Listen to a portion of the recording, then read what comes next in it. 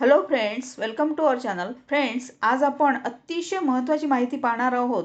ती म्हणजे तुमचा जन्म 1987 पूर्वी झाला आहे. तर 87 पूर्वी जन्मलेल्या लोकांनीही सावधगिरी बाळगली पाहिजे. जर तुम्हाला वाटत असेल की तुमचे आधार कार्ड, पॅन कार्ड किंवा रेशन कार्ड तुमचे नागरिकत्व सिद्ध करेल, तर हा व्हिडिओ तुमच्यासाठी खूप महत्त्वाचा आहे. सरकारने 2025 नागरिकत्व सिद्ध करण्यासाठी काही निवडक कागदपत्रांना म्हणजेच काही स्पेशल डॉक्युमेंट्स जे आहेत त्यांना मान्यता दिली आहे. आता या व्हिडिओमध्ये आपण 2025 भारताचे नागरिकत्व कसे सिद्ध केले जाईल आणि भारतीय नागरिकत्व सिद्ध करण्यासाठी कोणते 6 आवश्यक कागदपत्रे वापरले जातील याबद्दल तपशीलवार माहिती पाहूया. तर चला, 1987 जन्मलेल्या लोकांबद्दल काय माहिती आहे ते आता आपण पाहूया. तर सरकारने अलीकडेच 2025 एक निर्णय घेतलेला आहे नागरिकत्व सिद्ध करण्यासाठी. जर एखाद्या सरकारी ऑफिसमध्ये तुम्ही तुमची ओळख सिद्ध करू शकणार नाही, कारण देशभरात एक असा बदल सुरू झालेला आहे जो शांतपणे लाखो लोकांच्या आयुष्यावर परिणाम करत आहे.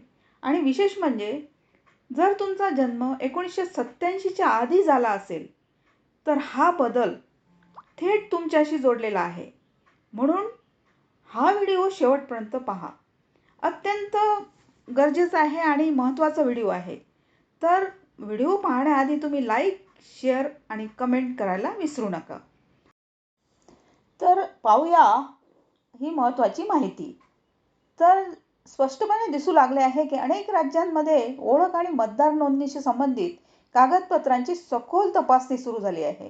आणि या प्रक्रियेमध्ये सर्वात जास्त अडीअडचणी येत आहेत त्या लोकांना ज्यांचा जन्म अशा काळात झाला होता जेव्हा रुग्णालय कमी होती, नोंदी ठेवण्याची पद्धत कमी होती आणि जन्माची नोंद ही फारशी गंभीर बाब मानली जात नव्हती.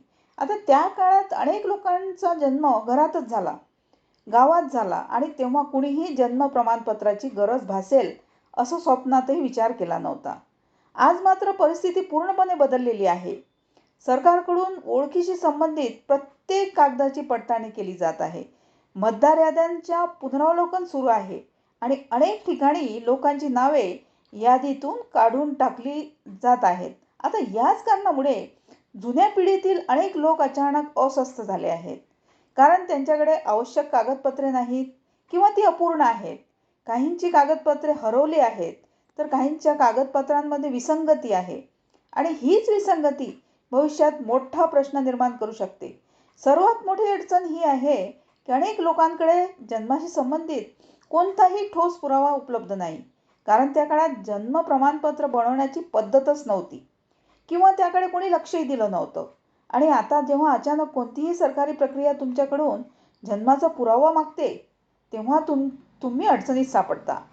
ही अडचण केवळ एका कागदापुरती मर्यादित नसून ती तुमच्या ओळखीशी, तुमच्या अधिकारांशी आणि सरकारी सुविधांशी थेट जोडलेली आहे. पण इथे एक गोष्ट लक्षात ठेवायला हवी, परिस्थिती जरी गंभीर वाटत असली तरी ती निराशाजनक नाही, कारण आजही अशा अनेक पर्यायी मार्ग आहेत ज्यांच्या माध्यमातून तुमची ओळख आणि जन्माशी संबंधित माहिती कायदेशीररित्या सिद्ध करता येऊ शकते. मात्र त्यासाठी योग्य माहिती असणे आणि घाई न करणे अत्यंत आवश्यक आहे, कारण चुकीच्या पद्धतीने भरलेली माहिती पुढे जाऊन तुमच्यासाठी मोठी डोकेदुखी ठरू शकते. अनेक लोक घाबरून जाऊन कोणाच्या तरी सांगण्यावरून कागदपत्रे बनवण्याचा प्रयत्न करतात आणि इथेच मोठी चूक होते, कारण चुकीची माहिती, चुकीचे नाव, चुकीचा पत्ता किंवा कुटुंबातील नातेसंबंधातील गडबड पुढे जाऊन संशय निर्माण करते आणि सरकारी तपासणी ती लगेच पकडली जाते. त्यामुळे कोणताही निर्णय घेण्यापूर्वी शांतपणे परिस्थिती समजून घेणे फार महत्त्वाचे आहे. आणखी एक महत्त्वाची गोष्ट म्हणजे अनेक लोकांना वाटते की त्यांच्याकडे काहीच नाही, पण प्रत्यक्षात त्यांच्या कुटुंबाशी संबंधित जुने कागद, शाळेचे लेखन आणि जमिनीची कागदपत्रे, घराची नोंद किंवा इतर कोणतेही पारंपरिक पुरावे त्यांच्या ओळखीचा आधार बनू शकतात. आता हे कागद थेट जन्म प्रमाणपत्र नसले तरी ते सहाय्यक पुरावे म्हणून वापरले जाऊ शकतात आणि योग्य प्रक्रियेद्वारे त्यावर आधारित कागदपत्रे तयार केली जाऊ शकतात. आता आजची सरकारी यंत्रणा हे मान्य करते की जुन्या काळात नोंद ठेवण्याची व्यवस्था कमकुवत होती त्यामुळे जुन्या पिढीतील लोकांसाठी विशेष सवलती आणि पर्यायी प्रक्रिया उपलब्ध आहेत. मात्र त्याचा फायदा घेण्यासाठी योग्य माहिती आणि संयम आवश्यक आहे. कारण कोणतीही प्रक्रिया वेळ घेते, पण एकदा सगळी कागदपत्रे व्यवस्थित झाली की पुढील आयुष्य खूपच सोपं होतं. या सगळ्याचा अर्थ एवढाच आहे की जर तुम्ही वेळेवर जागरूक झाला नाहीत, तर उद्या एखाद्या सरकारी ऑफिसमध्ये तुम्हाला अडचण येऊ शकते आणि त्या क्षणी घेतलेला चुकीचा निर्णय आयुष्यभरासाठी समस्या निर्माण करू शकते. म्हणून हा व्हिडिओ केवळ माहिती देण्यासाठी नाही, तर तुम्हाला वेळेत सावध करण्यासाठी आहे, जेणेकरून तुम्ही योग्य पावलं उचलू शकाल. आणि या पार्टमध्ये आपण हे समजून घेतलं की अचानक कागदपत्रांचं महत्त्व का वाढलं आहे, जुन्या पिढीतील लोकांना अडचणी येत आहे आणि ह्या समस्या पुढे येऊ नये म्हणून हा व्हिडिओ अतिशय महत्त्वाचा आहे. तर जुन्या लोकांना या अडचणी का येत आहेत आणि ही समस्या का येत आहे? तर काही कागदपत्रे सर्वात महत्त्वाची आहेत. कोणत्या गोष्टीकडे विशेष लक्ष दिलं पाहिजे आणि कोणत्या चुका केल्यास पुढे मोठा धोका निर्माण होऊ शकतो, म्हणून आपण आता पुढे पाहूया. तर सर्वात महत्त्वाचा ठरणार आहे तो म्हणजे खरी आणि सर्वात महत्त्वाची गोष्ट समजून घ्यायची आहे ती म्हणजे या सगळ्या प्रक्रियेमध्ये लोक सर्वात जास्त कुठे चुकतात. कारण अनेक वेळा समस्या कागदपत्रे नसल्यामुळे नाही, तर चुकीच्या पद्धतीने तयार केलेल्या कागदपत्रांमुळेच निर्माण होते.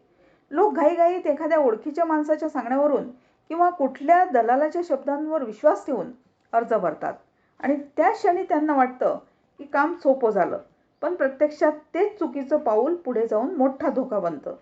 सर्वात आधी हे समजून घ्यायला हवं की कोणत्याही सरकारी प्रक्रियेत सुसंगती फार महत्त्वाची असते. म्हणजेच तुमचं नाव, तुमच्या वडिलांचं नाव, तुमचा पत्ता आणि कुटुंबाशी संबंधित तपशील सर्व कागदपत्रांमध्ये एकसारखे असले पाहिजे. जर एका कागदावर थोडं वेगळं स्पेलिंग असेल आणि दुसऱ्यावर वेगळं असेल, तर तपासणी दरम्यान लगेच संशय निर्माण होतो आणि एकदा संशय निर्माण झाला की संपूर्ण प्रक्रिया अडचणीत सापडते. अनेक लोक आधार पाहून बाकीची कागदपत्रे बनवतात, पण इथेच मोठी चूक होते. कारण आधारमध्ये अनेकदा जुनी माहिती, चुकीचा पत्ता किंवा अपूर्ण तपशील असतो. त्यामुळे कोणताही नवीन अर्ज भरण्याआधी सर्वात आधी मतदार ओळखपत्रातील माहिती नीट तपासली पाहिजे. कारण सरकारी पडताळणीमध्ये मतदार ओळखपत्राला जास्त महत्त्व दिलं जातं आणि त्याचा रेकॉर्ड अधिक स्थिर असतो.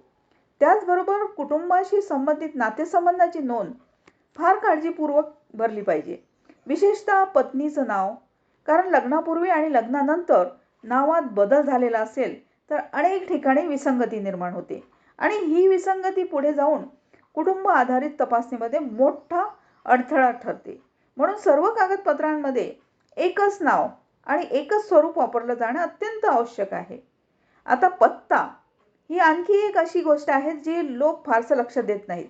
पण गाव, वार्ड, गल्ली किंवा घर क्रमांक यामध्ये झालेले बदल जर कागदपत्रांमध्ये अपडेट केलेले नसतील, तर भविष्यात ते अडचणीचं कारण बनू शकतात. कारण सरकारी यंत्रणा आता डिजिटल नकाशे आणि डेटावर आधारित पडताळणी करते आणि पत्त्यातील लहानसा फरकही संशयास्पद ठरू शकतो.